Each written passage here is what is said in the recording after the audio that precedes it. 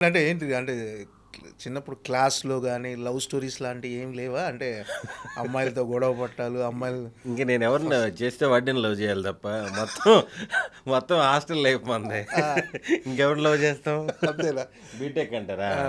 చేరిన first year join అయ్యాం. మామూలుగా అంటే నాకు గుర్తుండి 8 సబ్జెక్టులు 8 ప్రాక్టికల్స్ ఆ! ఉంటాయి. ప్రాక్టికల్స్ కాలేజ్ వాళ్ళే పాస్ చేస్తారు. హుహు. ఇంకా 8 బయట. నేను అప్పుడు కూడా నాకు తెలిసి 16 సబ్జెక్టులు కదా లెక్క హ్మ్. ప్రకారం. 8 పాసు 8 బైనే నాన్న అని చెప్పాను నేను. బా 8 పాస్ అయ్యావా అంటే ఆ పాజిటివ్ వేలో ఉన్నారు. ఏ రోజు ప్రెజర్ లేదు మనకి వెనక నుంచి. పోయిన వాటి గురించి అడగలే. పాస్ అయినావా? 8 పాస్ అయినావా అని. ప్రాబ్లం ఏంటంటే ఆ 16లో 8 కాలేజ్ వాళ్ళే పాస్ చేస్తారు. ఓకే.